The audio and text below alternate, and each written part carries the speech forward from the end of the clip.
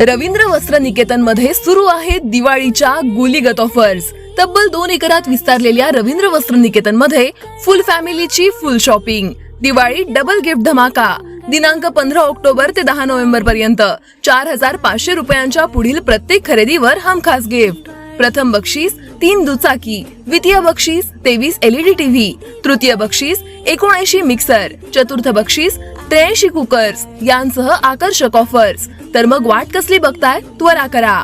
Fashion वाली दिवाळी साजरी करायची फक्त रवींद्र वस्त्र निकेतन मध्ये। रवींद्र वस्त्र निकेतन, सलगरे व शाखा। राज्यातील विधानसभा निवडणुकीच्या पार्श्वभूमीवर भारतीय जनता पार्टीने आपल्या 99 उमेदवारांची यादी जाहीर केली आहे। या पहिल्या यादीत मिरजेतून पालकमंत्री सुरेश खाडे यांना चौथ्यांदा, तर सांगलीतून आमदार सुधीर गाडगीळ यांना तिसऱ्यांदा उमेदवारी दिली आहे। पहिल्या यादीतच सांगली जिल्ह्यातील 2 विद्यमान आमदारांना स्थान मिळाले। राज्यातील विधानसभेच्या निवडणुकीसाठी मंगळवारपासून अर्ज दाखल करण्यास सुरुवात होणार आहे। महायुतीमध्ये अद्याप जागा वाटप अंतिम झालं नाहीये। काही जागांवर महायुतीमधील पक्षांचं घोडं अडलंय, यावर चर्चा सुरू आहे। पण भाजपच्या केंद्रीय नेत्यांनी राज्यातील 99 उमेदवारांची यादी जाहीर केली आहे। त्यामुळे सांगली जिल्ह्यातील भाजपच्या 2 उमेदवारांची नावे अपेक्षेप्रमाणे आली आहेत। सांगलीचे आमदार सुधीर गाडगीळ यांनी काही दिवसांपूर्वी विधानसभा निवडणूक लढणार नसल्याचं एका निवेदनाद्वारे जाहीर केलं होतं। त्यांच्या निर्णयाला कार्यकर्त्यांनी जोरदार विरोध केला होता। निर्णय मागे घेण्याची विनंती केली होती। गाडगीळ यांनी यावर फेरविचार करू असं देखील स्पष्ट केलं होतं। या काळात भाजपकडून युवा नेते पृथ्वीराज पवार, भाजपचे पश्चिम महाराष्ट्र समन्वयक शेखर इनामदार, माजी आमदार नितीन शिंदे, नीता केळकर, माजी जिल्हा परिषद सदस्य शिवाजी डोंगरे, स्वाती शिंदे आदी इच्छुकांनी विधानसभा मतदारसंघात पेरणी सुरू करत उमेदवारीसाठी प्रयत्न सुरू केले होते। विधानसभेच्या पार्श्वभूमीवर भाजपच्या प्रदेश नेत्यांनी केलेल्या सर्व्हेमध्ये देखील सुधीर गाडगीळ यांचंच नाव आलं होतं। गेल्या 10 वर्षात त्यांनी आपल्या कामाची छाप पाडली होती। गेले 2 दिवस कार्यकर्त्यांचे भाजपच्या पहिल्या यादीकडे लक्ष लागलं होतं। पहिल्या यादीत आमदार सुधीर गाडगीळ यांच्यावरच पक्षाने विश्वास दाखवत तिसऱ्यांदा उमेदवारी दिली आहे। उमेदवारी मिळाल्यानंतर आमदार सुधीर गाडगीळ समर्थकांनी कार्यालयासमोर जल्लोष केला। पृथ्वीराज पवार आणि गौतम पवार यांनी दादांचा सत्कार केला।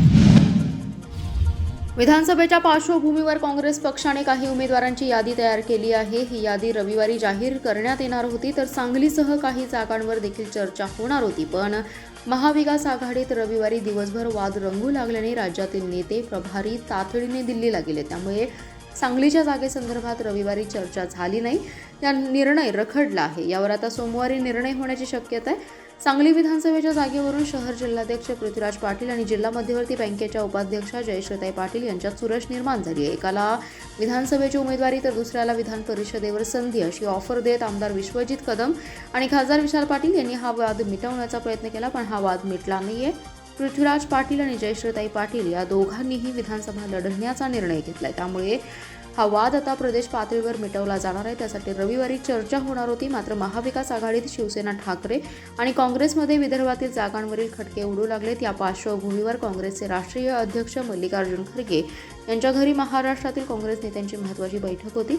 या बैठकीला राज्यातील सर्व नेते गेले। यामुळे सांगलीच्या जागेवरून सुरू असलेल्या वादावर तोडगा निघाला नाही।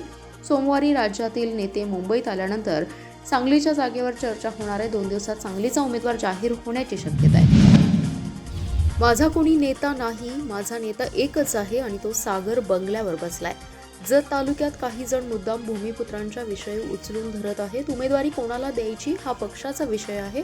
पक्ष ठरवेल काय करायचं ते, अशा शब्दात आमदार गोपीचंद पडळकर यांनी माजी खासदार संजय काका पाटील, माजी आमदार विलासराव जगताप यांच्यावर नाव न घेता टीका केली आहे। पडळकर हे उमदी येथे MIDC मंजूर केल्याबद्दल आयोजित सत्कार समारंभात बोलत होते। यावेळी त्यांनी जयंत पाटील यांचा खरपूस समाचार घेतलाय।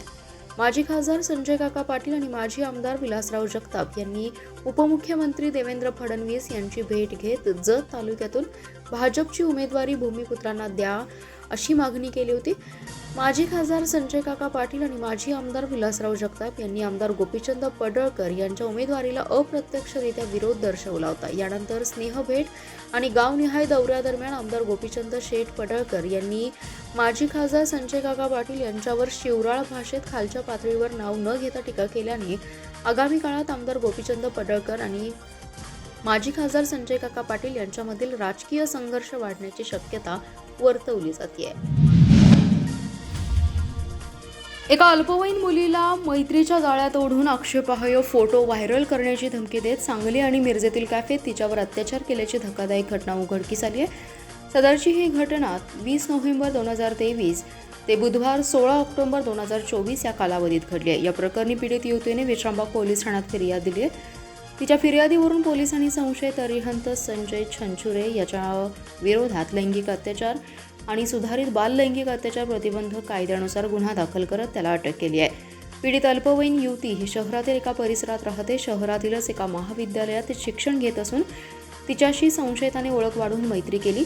या मैत्रीच्या दरम्यान सांगली आणि मिरजेतील कॅफेमध्ये जाऊन काही फोटो काढले। त्यानंतर ते फोटो व्हायरल करण्याची धमकी देत दिनांक 20 नोव्हेंबर 2023 पासून सांगली आणि मिरजेतील कॅफेमध्ये वेळोवेळी तिच्याशी शरीर संबंध ठेवले। दिनांक 16 ऑक्टोबर रोजी संशयित अरिहंत छंचुरे यांनी सोशल मीडियावरून पीडितेचे फोटो आणि स्टोरी व्हायरल केली। त्यानंतर पीडितेने विश्रामबाग पोलीस ठाण्यात धाव घेऊन संशयित अरिहंत छंचुरे याच्या विरोधात फिर्याद दिली आहे। पोलिसांनी संशयिताला त्वरित अटक केली असून पुढील तपास विश्रामबाग पोलीस करत आहेत। दरम्यान शहरासह जिल्ह्यातील कॅफेंमध्ये होत असलेल्या तरुणींवरील अत्याचाराच्या घटनेनं खळबळ उडाली आहे। पलूस तालुक्यातील बांबवडे येथे तासगाव कराड महामार्गालगत कदममळा येथे शुक्रवारी रात्री 9च्या सुमारास 5 फूट लांबीची मगर आढळून आली आहे। नागरिकांच्या सतर्कतेमुळे आणि पलूस पोलिसांच्या मदतीने वन विभागाच्या अधिकाऱ्यांनी मोहीम राबवून मगरीला पकडलं। कदममळा येथे अरुण पाटील यांच्या घराजवळ परसबागेत केळी आहे याच ठिकाणी रात्री त्यांना मगर दिसून आली। अरुण पाटील आणि माजी सैनिक मनोहर पाटील यांनी 112 नंबर डायल करून पोलिसांना माहिती दिली। पलूस पोलीस लगेच घटनास्थळी आले। यावेळी गावातील शेकडो तरुणांनी या मगरीला घेराव घातला, परंतु पोलिसांनी तात्काळ वन खात्याशी संपर्क करून मगर असल्याची माहिती दिली। कडेगाव वन अधिकारी रामदास जाधव तासाभरात त्या ठिकाणी हजर झाले। सर्पमित्र समय कांबळे, इतर साथीदार आणि ग्रामस्थ यांच्या सहकार्याने रात्री 11च्या सुमारास वन अधिकाऱ्यांनी ही मगर पकडली आहे। मगर आढळल्यामुळे वस्तीवर राहणाऱ्या ग्रामस्थांमध्ये आणि महामार्गालगत भीतीचं वातावरण पसरले। गावात आतापर्यंत कधीही मगर दिसली नाही। सध्या तालुक्यात मुसळधार पाऊस पडतोय। ओढ्या वगळीतून शेतात खूप पाणी साचले। या पाण्यामधूनच मगर लोकवस्तीत शिरली असावी अशी चर्चा गावात सुरू झाली आहे। रवींद्र वस्त्र निकेतन खास दिवाळी निमित्त असंख्य ऑफर सुरू करत आहे। प्रत्येक सणांना आणि विशेष दिवसांमध्ये रवींद्र वस्त्र निकेतन कडून खास ऑफर्सचं आयोजन करण्यात येतं। भारतातील सर्वात मोठा सण असणाऱ्या दिवाळीसाठी दिवाळीच्या गोलीगत ऑफर्स रवींद्र वस्त्र निकेतनमध्ये सुरू झाले असून 15 ऑक्टोबर ते 10 नोव्हेंबर पर्यंत या ऑफर्स सुरू राहणार आहेत। रवींद्र वस्त्र निकेतनमध्ये ग्राहकांच्या होणाऱ्या गर्दीच्या संभावनेने रवींद्र वस्त्र निकेतनने जय्यत तयारी सुरू केली असून ग्राहकांचा मोठा ओढा ऑफरच्या पहिल्या दिवसापासूनच सुरू आहे। सध्या रवींद्र वस्त्र निकेतनमध्ये 300 प्रकारच्या पैठणी, 1000 प्रकारच्या डिझायनर साड्या, 100 प्रकारचे ब्लाऊज वर्क साड्या, 100 प्रकारच्या इरकली नारायणपेठ साड्या, 9वारी रेडीमेड पैठणी साड्या, 500 प्रकारचे वन पीस फ्रॉक, 250 प्रकारचे परी फ्रॉक्स, 100 प्रकारचे शरारी लावणा ड्रेस, 200 प्रकारच्या बनारसी साड्या अशा असंख्य व्हरायटी उपलब्ध आहेत। 15 ऑक्टोबर ते 10 नोव्हेंबर पर्यंत या ऑफर्स सुरू राहणार असून या दरम्यान खरेदी केल्यानंतर 4500 रुपयाच्या पुढील खरेदीवर एक गिफ्ट मिळणार आहे। तर सोबतच एक गिफ्टचं कुपन देण्यात येणार आहे। या गिफ्टच्या कुपनवरती प्रथम बक्षीस 3 दुचाकी, द्वितीय बक्षीस 23 LED टीव्ही, तृतीय बक्षीस 79 मिक्सर्स, चतुर्थ बक्षीस 83 कूलर्स असं असणार आहे। त्यामुळे खरेदीवर हमखास गिफ्ट आणि कुपनच्या माध्यमातून ही गिफ्ट असा दुहेरी लाभ ग्राहकांना मिळणार आहे। संजयनगर परिसरातील मंगळवार बाजार येथील राजीव नगर येथे सुरू असणाऱ्या बेकायदेशीर घरगुती गॅस रिक्षामध्ये भरणाऱ्या अड्ड्यावर पोलिसांनी छापा टाकलाय। या ठिकाणी गॅसच्या 4 टाकी, मोटार, पाईपसह 25,000चा मुद्देमाल जप्त करत अड्डा चालवणाऱ्या दोघांना अटक केली आहे। गणेश अशोक खोत आणि मोहम्मद जहांगीर अतार असं अटक केलेल्यांची नावे आहेत। संजयनगर पोलीस ठाण्याच्या पथकाने सदरची कारवाई केली आहे। सांगलीसह परिसरात सुरू असणाऱ्या अवैध धंद्यांवर कठोर कारवाई करण्याचे आदेश शहर विभागाच्या उपअधीक्षका विमला एम यांनी दिले आहेत। त्यानुसार संजयनगर पोलीस ठाण्याचे एक पथक परिसरात पेट्रोलिंग करत असताना पथकातील सहाय्यक पोलीस निरीक्षक गणेश कोकाटे यांना माहिती मिळाली की मंगळवार बाजार परिसरात असणाऱ्या राजीव नगर येथील एका पत्र्याच्या शेडमध्ये बेकायदेशीर घरगुती गॅस रिक्षामध्ये रिफिलिंग करण्याचा अड्डा सुरू आहे। यामध्ये मिळालेल्या माहितीप्रमाणे पथकातील कर्मचाऱ्यांनी त्या ठिकाणी छापा टाकला असता या ठिकाणी मोठ्या प्रमाणात गॅसच्या टाक्या मिळाल्या। यावेळी येथून HP गॅस कंपनीच्या टाक्या, 2 electric motor, pump, pipe, wire आणि रेग्युलेटर असा एकूण 25,000चा मुद्देमाल जप्त केला। याबाबत कसून चौकशी केली असता आम्ही घरगुती गॅस 3 चाकी रिक्षा यामध्ये भरून देत असल्याचं सांगितलं। यावेळी दोघांना अटक करत सर्व मुद्देमाल जप्त केलाय। ज्या सुरेश खाडे यांनी वनखंडे यांना मोठं केलं ते त्यांच्याशी प्रामाणिक राहू शकले नाहीत तर जनतेशी काय प्रामाणिक राहणार असा प्रश्न उपस्थित करत माझ्याबाबत वनखंडे यांच्या बगलबच्च्यांनी संभ्रम निर्माण करू नये, विधानसभेची निवडणूक ताकदीने लढणार असल्याचा इशारा एमआयएमचे जिल्हाध्यक्ष महेशकुमार कांबळे यांनी दिलाय. याबाबत बोलताना महेशकुमार कांबळे म्हणाले, गेल्या 15 वर्षांमध्ये मिरज विधानसभा मतदारसंघाचे आमदार हे सुरेश खाडे आहेत. त्यांचे स्वीय सहाय्यक म्हणून मोहन वनखंडे काम करत होते. या 15 वर्षांपूर्वी सुरेश खाडे यांनी मिरज मतदारसंघात जे होलसेल दुकान सुरू केलं होतं त्या होलसेल दुकानातील मोहन वनखंडे हे एक कामगार आहेत. मिरज विद्या मंदिर शाळेमध्ये शिक्षक म्हणून काम करत असताना या वनखंडे यांनी अचानक कोट्यावधींची संपत्ती कशी मिळवली या जनतेला पडलेल्या प्रश्नाचा खुलासा त्यांनी सर्वात पहिला करावा.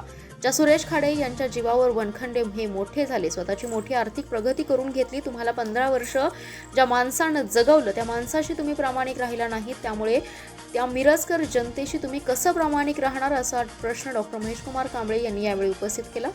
पुढे ते म्हणाले, मोहन वनखंडे यांच्यासह त्यांचे बगलबच्चे हे महेशकुमार कांबळे यांना कोटी रुपये देऊन मॅनेज करून ते आम्हाला पाठिंबा देणार असल्याची चर्चा करत आहेत. त्यांना मला सांगायचे की तुम्ही जनतेच्या मनात संभ्रम निर्माण करू नका. महेशकुमार कांबळे हा मोडेन पण वाकणार नाही. येणारी निवडणूक पूर्ण ताकदीने लढवणार असल्याचा इशारा त्यांनी यावेळी दिलाय. महापालिकेच्या प्राथमिक शाळा नंबर 29 मधील 40 ते 45 विद्यार्थ्यांना मारहाण करणाऱ्या शिक्षिकेवर कडक कायदेशीर कारवाई करावी अशी मागणी लोकहित मंचचे अध्यक्ष मनोज भिसे यांनी आयुक्तांकडे केली आहे. त्यांनी याबाबत आयुक्तांना मागणीचं निवेदन दिले. या निवेदनात म्हटले की पंचशील नगर येथील महापालिका शाळा नंबर 29 मधील इयत्ता 4थी आणि 6वीच्या वर्गातील 40 ते 45 विद्यार्थ्यांना शाळेच्या शिक्षिकेने मारहाण केली होती. विद्यार्थ्यांना मारहाण करणाऱ्या शिक्षिकेवर आयुक्त शुभम गुप्ता तसेच शिक्षण अधिकाऱ्यांनी कडक कायदेशीर कारवाई करणं आवश्यक आहे. शिक्षकांमध्ये असलेल्या अंतर्गत वादातून ही मारहाण झाल्याची चर्चा आहे, त्यामुळे या वादाची सखोल चौकशी होणं आवश्यक आहे अशी मागणी भिसे यांनी केली आहे. सदर शिक्षिकेवर कारवाई न झाल्यास शिक्षण मंत्र्यांकडे याबाबत तक्रार करणार असल्याचा इशाराही त्यांनी दिलाय.